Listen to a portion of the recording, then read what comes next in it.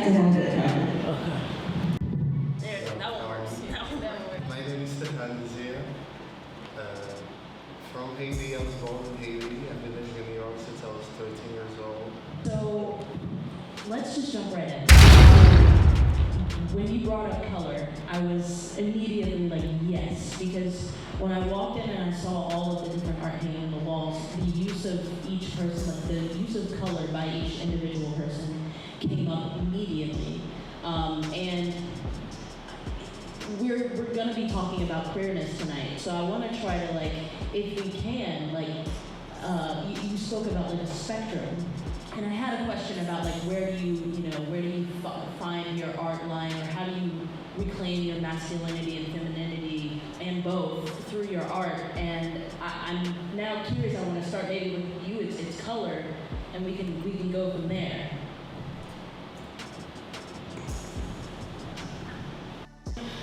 Thank you for that. I'm sorry. I just, like I said, I was raised predominantly by like Black femmes, right? Black presenting femmes. And unfortunately, the three pioneers, my grandmother, my mother, and my aunt, they're all deceased now. I just remember the world being very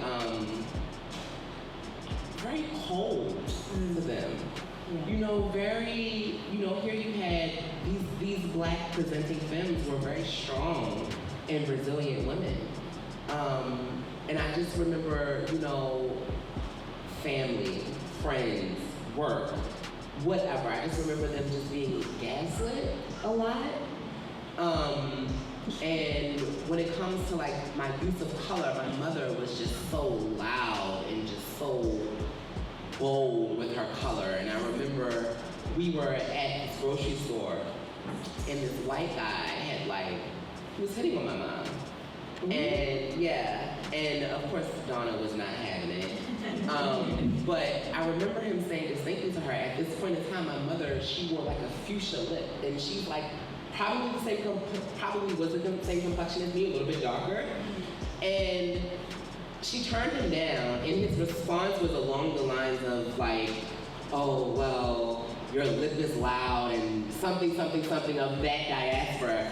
Yeah. And I'm like, I think that's what like caught his attention. Right, the color. And I'm just like, why is it that like when it comes to like Black femmes and Black masculine individuals, let's not get it twisted. Mm-hmm. We're often policed about what we can wear, how we express ourselves, what we do, how we express ourselves with like love or anything. Like if there's always so much criticism. Like how can we ever even get to be exactly. And let's not forget that like when you throw in queer or trans in that mix, the ridicule that you get. So like my color is just like a fuck you, basically. Like we're here, Black queerness, Black femmes, Black mass, like we are all here. We breathe, we hurt, we feel, we cry. We're more alike than the masses want us to think. Yes.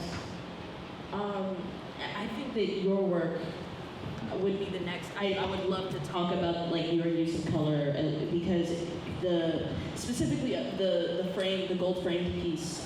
What's the name of? Do you name your pieces? Yes, I do. What's the name of this piece? So that's Praying for Something Good. Praying for Something Good. Yeah, and it's actually based on the Underground Railroad that was in Jersey City.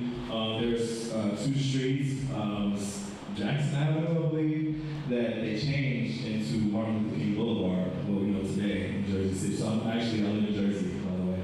So so that was like basically my inspiration for this. You can kind of see a little piece of the train there and things like that. For your question for color, I generally just use color in a lot of different ways. Like I'm inspired by more things that I see, like in the earth and just every day walking around, the lights, things like that. So as a kid, I was always attracted to lights and bright things. So that's pretty much where like all of the use of my color comes from. Right. But yeah. Okay, all right. So I want to give us an opportunity to introduce our other panelists joining us. Let's give a round of applause for Lynn in the building. I'm Lynn, and I'm an artist, and I'm mad shy, so I don't really want to say nothing. You can just nod and just show off your outfit. Oh, that's my art over there. I do like yarn art, and I also do nail bending, but that's like something else I do, and it's... You do nails? Bending, like metal nails, yeah. So I like to just do different stuff like that probably nobody likes or thinks to do or whatever, and I stay in my own little box and just do stuff like that, and I don't talk. I like to make stuff. My work just talks and I just shut up. So Beautiful. sorry. Thank you for joining us. So we were talking about color, and I mean, both of you are going to have to speak about it, but if either one of you feel so inclined, I would love to talk about, because there's sort of a contrast happening between the two of you, where you're using your muted tones. And so I think that says something a lot about the topic. Just because I've also heard you talk about this art piece before. So maybe you could go into sort of your decision making. And we can also move away from color if that's not something that's striking you. But I do think that the use of it, because most of it has this sort of golden, it almost feels like a golden hour effect. So I would just, if you have something to say to that effect. Yes, I wouldn't be a painter if I didn't have anything to say. I love color. I obsessively choose them. Like I mix different ones and I'm like, that's not the right blue, it needs to be blue pink. So yeah, I love color. I will say that my palette is a little bit brighter now, and I think it's because I'm choosing brighter objects to paint. But at the time that I painted this, I was intentionally thinking of like a fall palette, if you will. So I was like, these are the colors. I collected swatches. It was a very obsessive, laborious thing of like collecting colors and like laying them out and then deciding where the colors would go. I love colors. So, okay. Well then I will take it. Because I do have a specific question when it comes to color view, and then I'm also just about material. I have a question.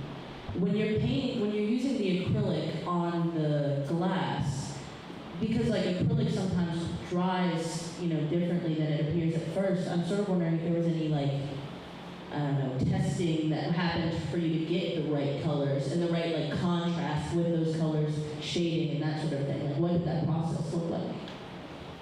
The process of color for me, after a while, you just have to trust yourself and knowing the chemistry of colors. I just rely on knowing the chemistry of colors and what I'm going to do, because the process is almost like a backward process for us artists. You guys might understand that, where you start from a layer, then you add on until you get a finished product. I have to add my finishing first, and add the first layer last, know? So it's just knowing the chemistry of colors and also trusting yourself. Because from now it's almost second nature with glass, because I've mastered it from this point on. As far as color, I just wanted to stay with one skin just to make sure that I pretty much all the emotion that I wanted to show, that I focus on that instead of the colors. So just one color scheme and everything else that goes around it, but mostly just focus on the emotions and all of that. But as far as the whole process, just like I said, it's backward, and well, for me, you just have to trust yourself and knowing what you know and go with that. How long have you been using the painting process? I first learned when I was 12 from my dad. then from there I've kind of Take your ground and I then- went on. I mean, I took some time off, you know, like high school.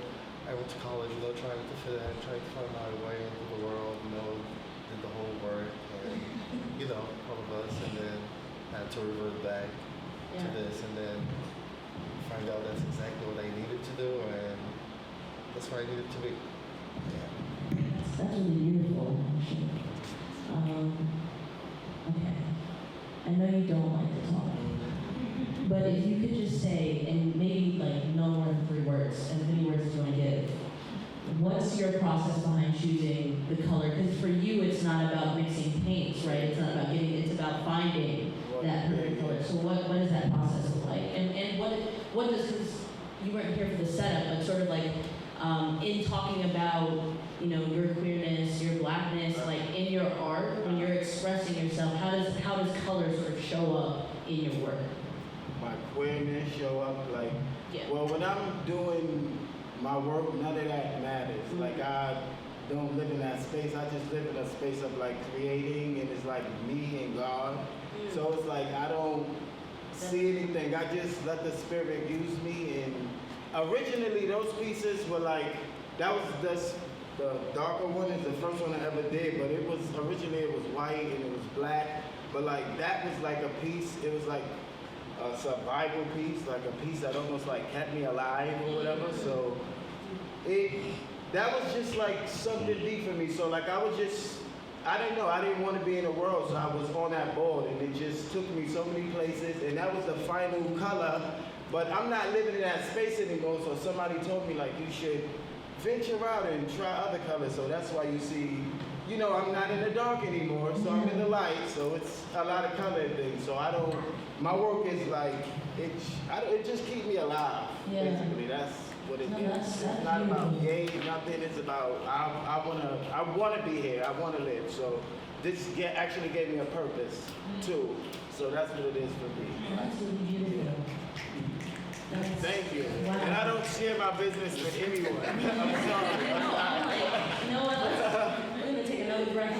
I'm sorry. I'm so sorry, but I just don't. Like. No, I wanna maybe even if we can loosen up the space a little bit more. Not with any more breathing or anything like that, but just I want folks to feel comfortable to engage. You know what I mean? So if y'all have a question that gets stemmed off of something that's brought up, feel free to engage. You know, if somebody says something that you want to get ahead of, just grab the microphone from me, and we can go at it that way. All right. So I had some questions written down that I will refer to. Okay. So when it comes to working with institutions or different organizations, that sort of thing, entities outside of yourself, really, what are some of the challenges that you faced? And what are some of the benefits that you've gained in the process of working on them? Sort of what is the A and the B of having to interact with others?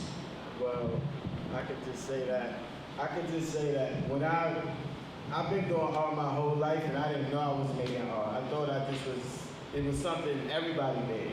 And what happened is, like, I'm used to doing it for myself, so like now I'm in a show, and it's like it's kind of making it hard, because it's like I'm doing it for other people now, and that's not why I do it, but I'm getting comfortable. Like I'm on this mic talking, and I'm pretty late because I didn't want to come because I'm petrified, but you know, I came here. Like, you know, I'm telling the truth.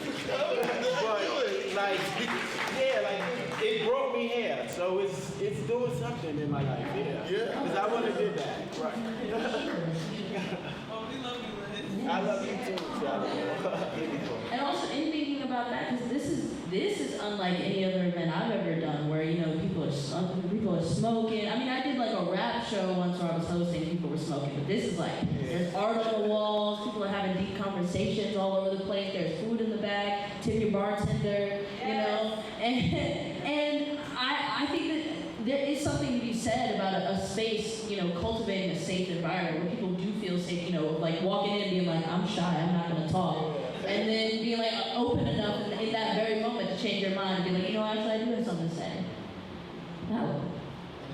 Yeah, please.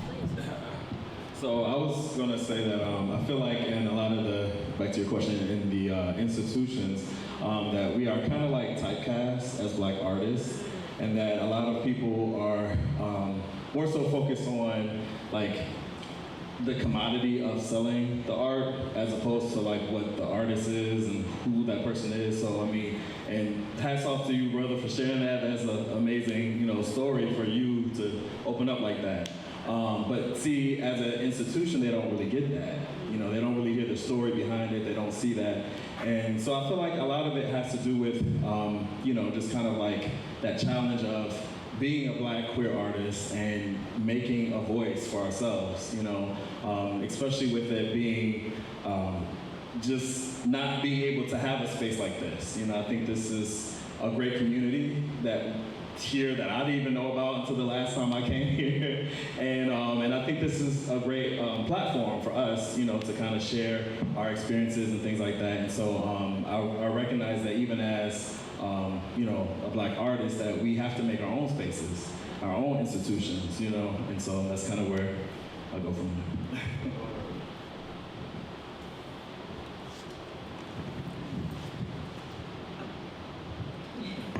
That's fair.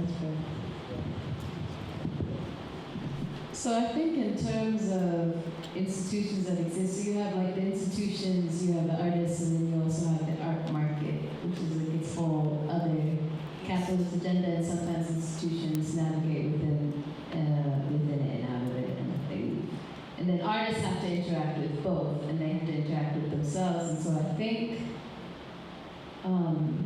being true to yourself and being able to access the deep, vulnerable expressions of what you are trying to make is crucial, because then you are being, I don't want to say authentic, but you're being true to yourself, you're being true. And I think, and you're maintaining the promise of something, a gift, and a skill that you then develop that is given to you.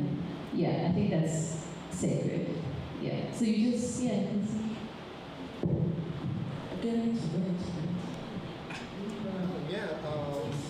Personally, I'm living that experience right now because being part of APAC, I've been on this journey for almost 10 years now as a full-time artist.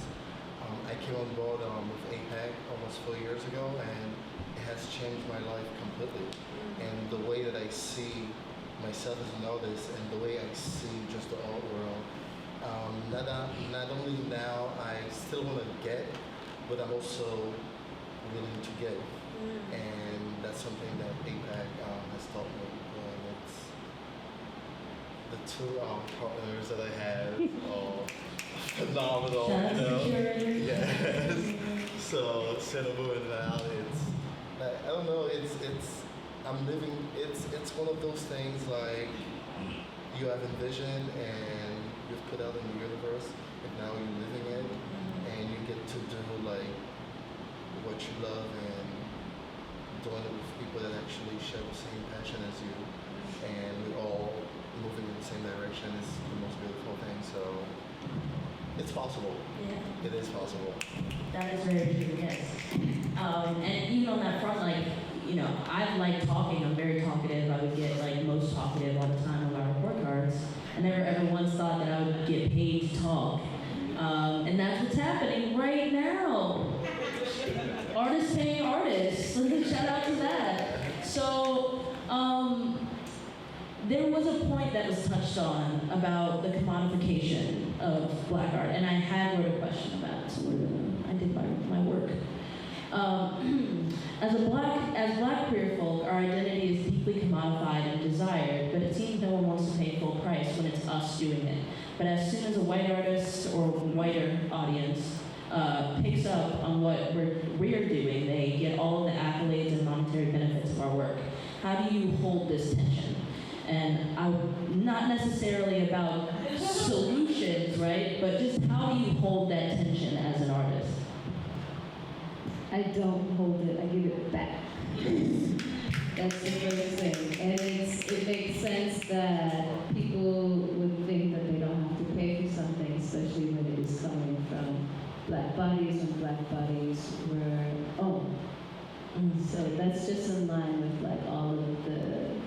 that's just in line with the systemic oppression of white supremacy. And I don't even want to dwell on it because like we're here in a space of like positivity and like our Black queerness, and then we are making art, but that's not even, our identities are not even what our art is necessarily about. I think we're just able to access these different layers and complexities of humanity because we are operating from what has been invisible but constantly existing group, and that's very unique. And we should give ourselves a round of applause. 100%.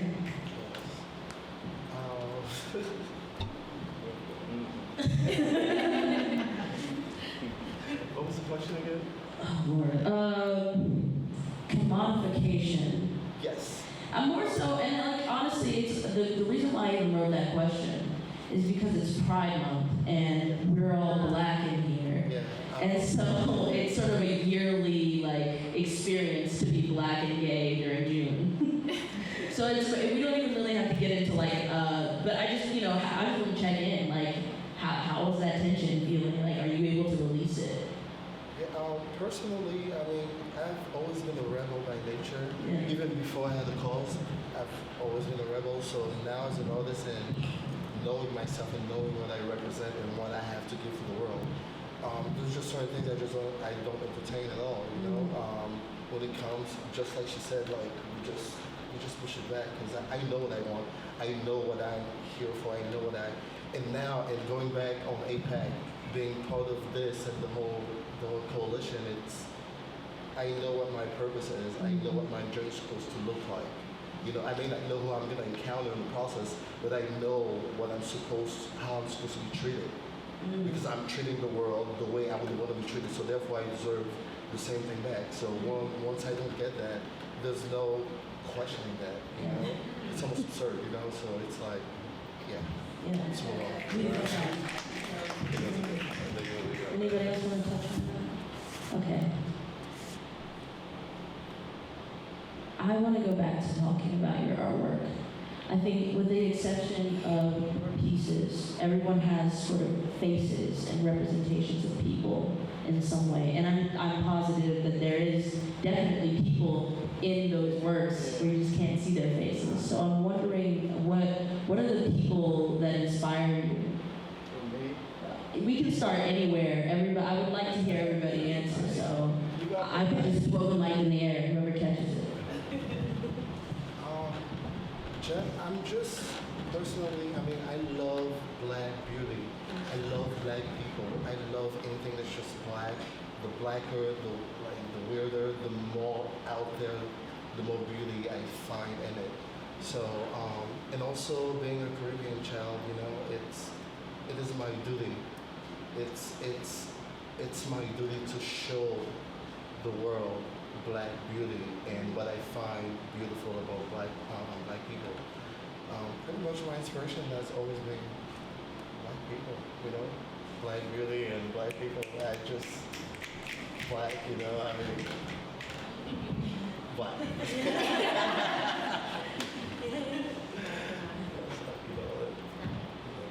I think that was directed towards you. Yeah. Well, in this, I do some nail bending where I make Black faces out of nails on wood, and I bend it. And with that work, I get inspired by like tons of people. Like, I like music, a whole bunch of people, but with this particular work, it was like I had to inspire myself, kind of look at myself and like block the world out. I don't watch TV, I don't listen to the radio. My phone is broken to pieces because I throw it. I'm not just a fan of it. I'm just like, I'm so comfortable with myself. Like, beauty comes out of when I'm with myself, and when I think I'm going through the worst shit in the world, it's like the best shit in the world because this comes out. So I don't really get inspired by too much because that's like poison to me sometimes. So it's my own encouragement in God, basically. It's like, that's what inspires that particular work. Yeah. Yeah, thanks. Yeah. I hope I don't sound crazy. Like, oh,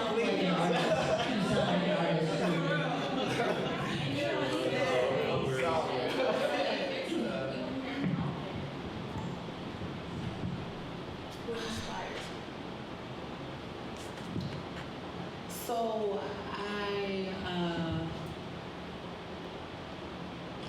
the life expectancy for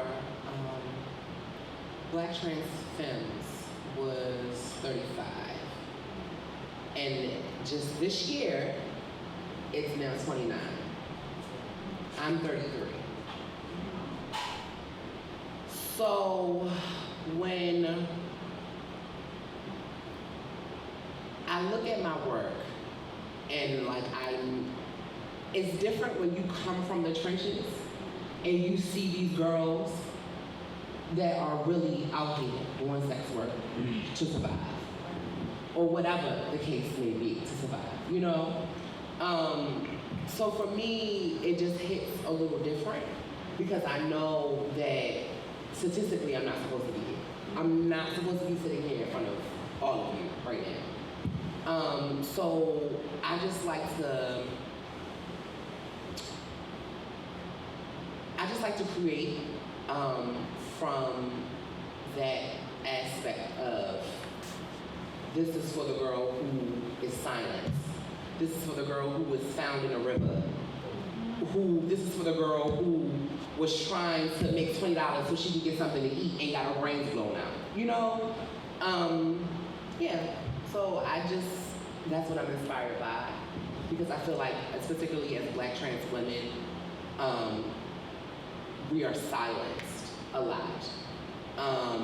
And there's a narrative, you know, you'll hear about the Asian girls, the white girls, the Latino girls, but the Black girls are at the bottom. And let me be clear, not just trans women, but trans men as well. So, yeah, I just operate from that spectrum. Trans experience. Mm-hmm. Yeah. That's real. Right. Let's take a breath after that one. Yeah, because And also let's remember, you know, Black trans lives matter. Yes. Hold that space because it's very real what you're talking about. So I would definitely say that, you know, my artwork comes from more of like dreams. I have a lot of stuff that comes from inspiration of just like people that's in my life. I know basically doing a series of artwork that is based on my youth growing up in the Midwest. And, you know, just like drawing from that, those experiences that I've had as a kid and, you know, being alone. I was a really big loner as a kid, so I was kind of like off in the corner drawing something or playing my Legos or playing with my toys or Power Rangers or whatever. And so a lot of that had to do with that kind of like fun, freeness of being a kid. And even just speak to that question you had, like Black people can't do what we do. There's like a uniqueness that we have, there's a touch that we have that white people can never copy or replicate, so just gotta say. Period. Oh my God. We could talk about them, but we're not. They're not here. We're not. Yeah, no, that childhood joy. For a sense of figuring out the room, how many people in here were loners when they were growing up? Just by show of quick hands. Loners. I feel like I was very extroverted. You know, if I was out in public, I could turn it on, but I would love to go back to my space and do not touch my shit. Yeah. So limited space. Yeah. I mean, there's sort of, I think it's important, like, and I don't know the causation or correlation, but as artists, setting up those boundaries, I'm sure at being able to do that at a young age, it's like, this is mine. You know, like, oh, I made this ugly ass lizard in ceramics class, and it's mine, and if you throw it away, I'm gonna be tight. So I'm wondering, what are ways that y'all are setting up boundaries for yourselves as artists that have been in the past and the future? Where do you want to go? And how do you protect yourself in your energy? So I'm just now learning this. I think we was on a Zoom call, I don't know this a little bit. If you are telling a Black artist to get a job, stop it. Just stop it. Don't keep telling Black artists to go out here and get jobs. We are the job. Pay us our coin. Not only pay us our coin, but give us the opportunities to make the coin. Don't just tell me to go and work in a system that is not designed for us as Black and brown people, particularly Black and brown queer people, to get ahead. So I'm at this point now. If I ain't feeling it, I ain't feeling it. If I'm not feeling it. You know, that might sound shady, but I feel like my piece is more important than trying to hang with your clique, trying to go to this event. Like, my piece is more important. And also, I've also noticed now, I've never done this when I was creating, but I am starting to like block everybody off and just go into like a creative mode and don't answer phone calls, text messages. I'm busy. Can you come? No, girl, I'm busy. So that seriously, I really think as creatives, we feel so much. And people get that fucked up. They take that for a weakness. And I just think that it's important for not just myself, but for all of us to protect our peace. Because one thing that I know for sure is there's spiritual warfare going on. And it's easy, especially when you are on a path. And also, I know I'm going off on a tangent, but I also feel like as creatives, I feel like the design has their hand touched on us as creatives. I could go on and on, but just when you think about it, being able to create, there is a direct line to the divine, and we are the vessel. So I need to protect my peace at all times. And if that looked like me not coming to a function, not picking up a phone call, so be it. Period. I know y'all have something to say about protecting your peace. Y'all seem like very well protected individuals here on this stage.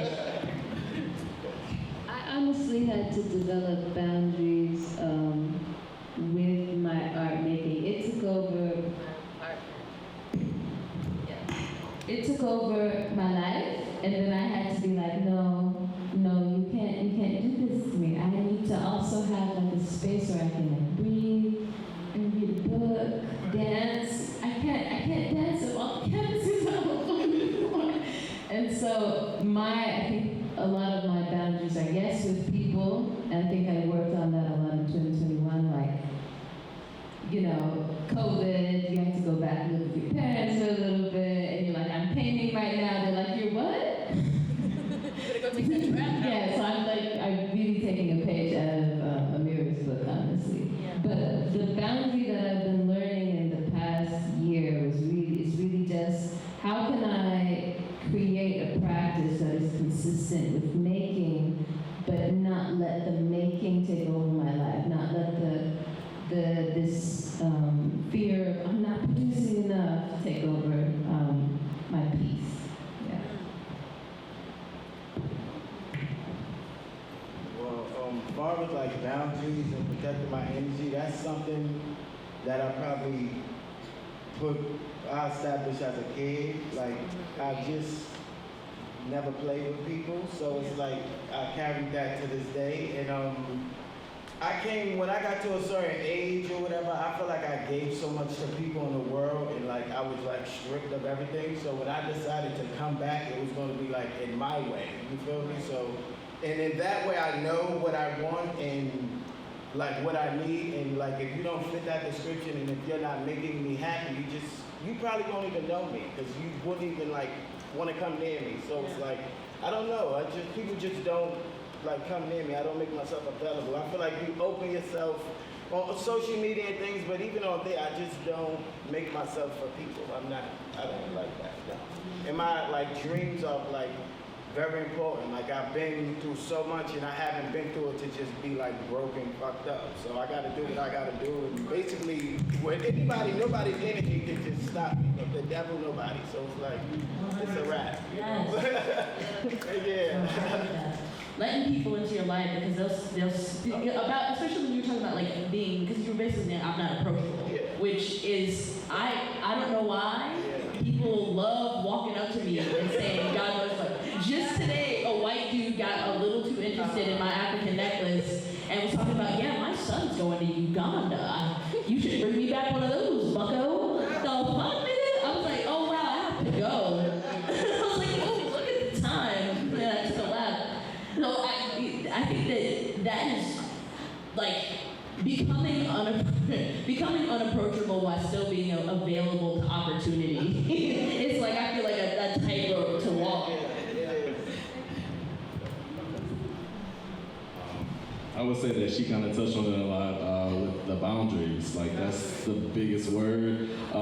You know, just being able to, you know, navigate all the stuff that you have to do.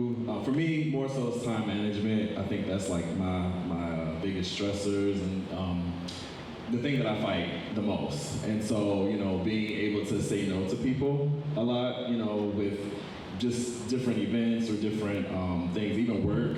My job is very taxing because I work with special needs kids, so it's like a lot. Yeah. So even with that, it's just being able to say no to a lot of things and you know, being able to protect your peace that way. So I believe at some point there was meant to be a break. Should we just? Oh no, we can keep it on. Just keep How many it. more questions do you have? I have a couple more. Okay, so let's move it on. Okay, then we'll just keep rolling through. All right, so the questions that I have are more so things that we had touched on in the very beginning that I want to circle back to. So I guess how do you honor femininity, masculinity in your work? Like, because we are queer people, we live on multiple different spectrums at all points in time. Not necessarily that your work has to be about your identity, because I don't think, but I do think that your expressions of yourself do find their way onto the page, or I say page because I'm a writer, but onto the canvas, onto the board, onto the glass. And I'm sure that while you're sitting there doing that, there are certain conversations that you're having with yourself. So I'm sort of interested in if gender comes up when you're sitting there with your materials.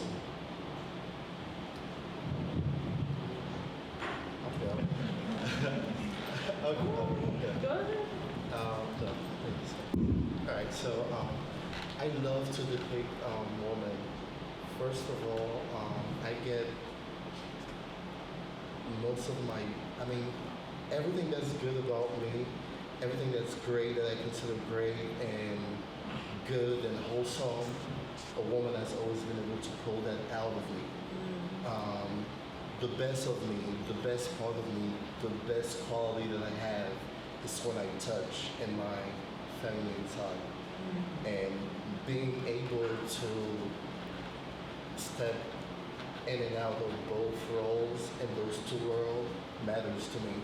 I mean, there's a lot of things in my life, it's black and white, but this part I love to be in the gray area because this is where I get to be the best of me. And as far as just, I'm surrounded by, my partners are two women, so that says, that says a lot, like growing up, like most of my friends, most of my best friends, they were always women because you guys have it.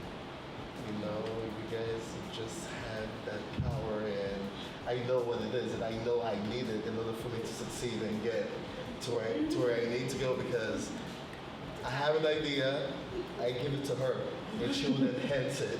Yeah. And take it to. I'm like, wow, I didn't know I could think of it like that. So it is very important to me to represent women in my work and channel that, because that's where I get the best of me in every aspect of my life, literally. Take your legs.